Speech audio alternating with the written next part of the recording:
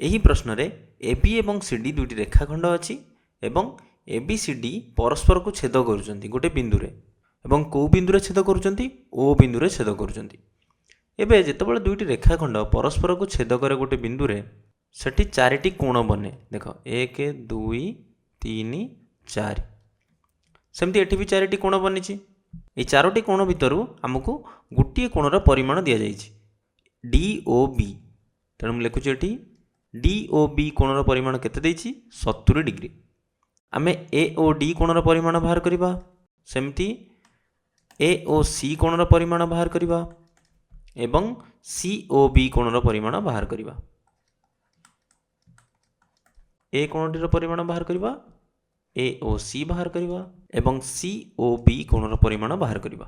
ପ୍ରଥମେ AOD ଏ କୋଣଟି ଏବଂ DOB এই କୋଣ ଦୁଇଟିକୁ ଦେଖ। AOD এই କୋଣଟି ଏବଂ DOB এই କୋଣଟି 70 ଡିଗ୍ରୀ ଦେଇଛି ଯାହାର ପରିମାଣ। এই ଦୁଇଟି କୋଣ ପରସ୍ପର ପରିପୂରକ ହେବେ ନା ନାହିଁ? ପରସ୍ପର ପରିପୂରକ କେତେବେଳେ କହିବା? ଯେତେବେଳେ ସେ କୋଣ ଦୁଇଟିର ଗୋଟିଏ ସାଧାରଣ ବାହୁ ଥିବ। ଦେଖ ଏଠି OD ଗୋଟେ ସାଧାରଣ ବାହୁ ଅଛି, ଦୁଇ ଜଣଙ୍କ ପାଖରେ OD ଅଛି। AOD କୋଣର ବି OD ଗୋଟେ ବାହୁ ଏବଂ DOB କୋଣର OD ବି ଗୋଟେ ବାହୁ। ଏବଂ ଦେଖ ଏଠି AOD କୋଣର AO ବାହୁ ଏବଂ DOB କୋଣର OB ବାହୁ ସେମାନେ କ'ଣ ଗୋଟେ ରେଖାଖଣ୍ଡ ବନାଉଛନ୍ତି। ଏଟା ହେଲା AO ବାହୁ, ସେମିତି OB ବାହୁ। ଏଟା କ'ଣ ଗୋଟେ ରେଖାଖଣ୍ଡ ବନୁଛି ଏବଂ ରେଖାଖଣ୍ଡ ଉପରେ ଯେଉଁ କୋଣ ଥାଏ ସେ କୋଣର ପରିମାଣ କେତେ? 180 ଡିଗ୍ରୀ। ସେଥିଲାଗି ଏଇ ଦୁଇଟି କୋଣ କ'ଣ? ପରସ୍ପର ପରିପୂରକ କୋଣ। ଏବଂ ପରସ୍ପର ପରିପୂରକ କୋଣକୁ ଆମେ ଯଦି ତାର ପରିମାଣକୁ ମିଶାଇବା ଆମେ ପାଇବା କେତେ? 180 ଡିଗ୍ରୀ। ତେଣୁ ମୁଁ ଲେଖିବି AOD କୋଣର ପରିମାଣ ଯୁକ୍ତ DOB କୋଣର ପରିମାଣ କେତେ ହେବ? 180 ଡିଗ୍ରୀ। ଏବେ ମୁଁ କ'ଣ କରିବି? AOD କୋଣର ପରିମାଣ ପାଇଯିବି। କାହିଁକି? କାରଣ DOB କୋଣର ପରିମାଣ ମୁଁ ଜାଣିଛି 70 ଡିଗ୍ରୀ। ତାପରେ କ'ଣ କରିବା? ଦୁଇ ପଟେ 70 ଫେଡ଼ିଦେବା।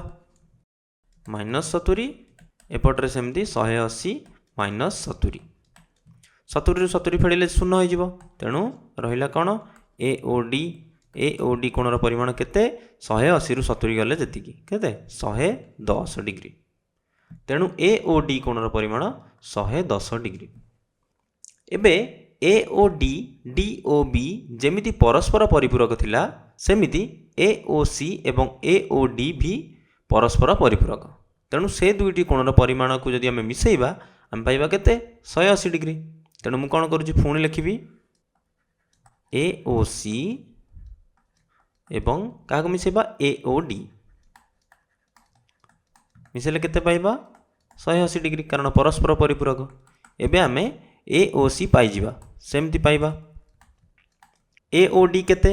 ଏବେ ଆମେ ପାଇଲେ 110 ଡିଗ୍ରୀ। ତେଣୁ ଏଠି ଲେଖିବି 110 ଡିଗ୍ରୀ ସମାନ 180 ଡିଗ୍ରୀ। ତାପରେ ଯୁକ୍ତ 110 - 110 ସମାନ 180 - 110।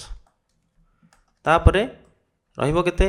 AOC କୋଣର ପରିମାଣ ଆମେ ପାଇବା ଏଠି 110 110 କଟିଯିବ। 180ରୁ 110 ଗଲେ କେତେ? 70 ଡିଗ୍ରୀ। ଏବଂ ଏଠି ମୁଁ ଲେଖିବି AOC କୋଣର ପରିମାଣ 70 ଡିଗ୍ରୀ।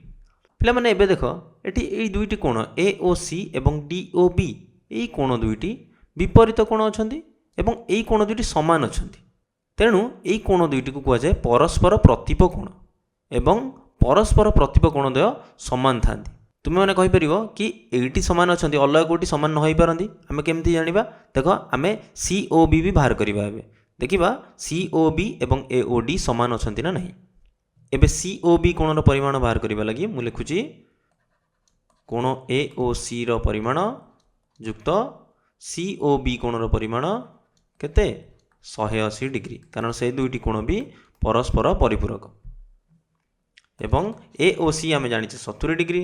ତେଣୁ ମୁଁ ଏଠି ଲେଖିବି 70 ଡିଗ୍ରୀ ଯୁକ୍ତ COB କେତେ ହେବ? 180 ଡିଗ୍ରୀ। ତାପରେ COB କେତେ ପାଇବା ଆମେ?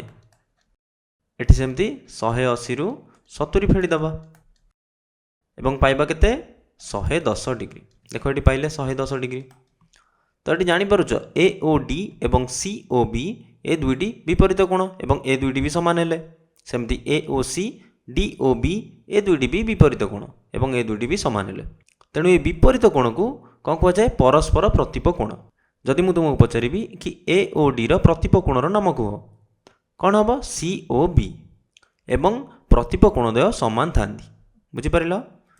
ତେଣୁ ଆମେ କ'ଣ ଜାଣିଲେ? ଯେତେବେଳେ ଦୁଇଟି ରେଖାଖଣ୍ଡ ପରସ୍ପରକୁ ଛେଦ କରେ ଗୋଟେ ବିନ୍ଦୁରେ, ସେଠି ଚାରିଟି କୋଣ ବନେ।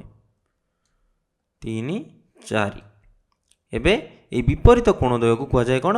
ପରସ୍ପର ପ୍ରତୀପ କୋଣ ଏବଂ ଏ କୋଣ ଦ୍ୱୟ ସମାନ ଥାନ୍ତି।